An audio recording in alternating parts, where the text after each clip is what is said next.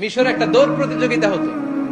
ওই দৌড় প্রতিযোগিতায় আমর ইবনুল আস রাদিয়াল্লাহু তাআলা আনহুর ছেলে অংশগ্রহণ করেছে, কিন্তু এক মিশরি ওই দৌড় প্রতিযোগিতায় চ্যাম্পিয়ন হয়ে গেছে। রানার্স আপ হয়েছে আমর ইবনুল আসের ছেলে। এবার মিশরি ফার্স্ট আর গভর্নরের ছেলে সেকেন্ড।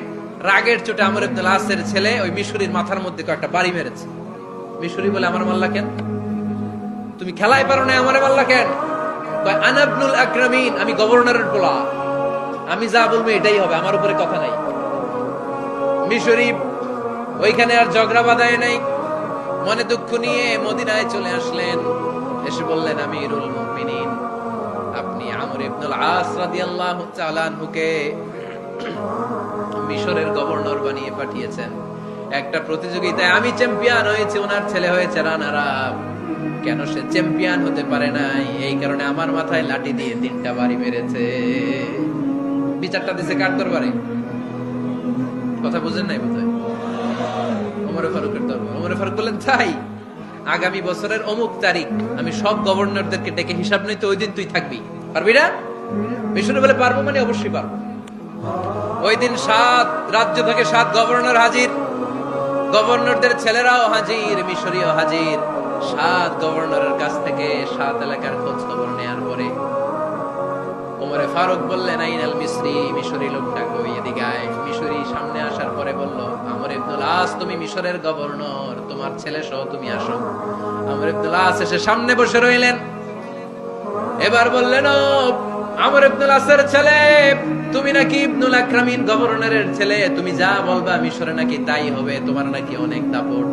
নিজে একটা লাঠি এনে মিশরীর হাতে দিয়ে বললো, এবার তোর মাথায় যতটা মারছে তুই ততটা গুনে গুনে মার, আমি দেখবো। আমর ইবনুল আস দেখবে, আমর ইবনুল আসের ছেলেরে তুই এখানে মার।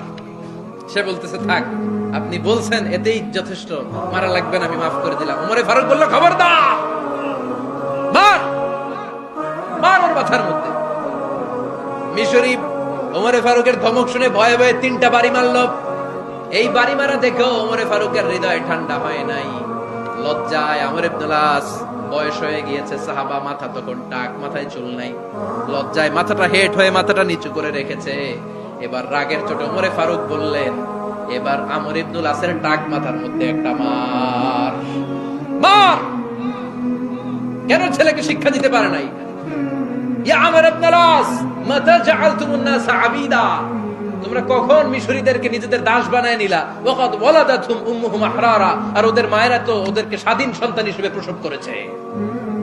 মানুষদের উপর ক্ষমতাগিরি করার জন্য গভর্নর পাঠাই নাই। খবরদার, জনগণ, তাদেরকে দেখভাল করার জন্য তোমাদেরকে পাঠানো হয়েছে, তাদের উপর কোনো অত্যাচার করার জন্য নয়। চিল্লায় বলেন ঠিক কিনা? এরকম নেতা কয়টা লাগবে? কয়টা?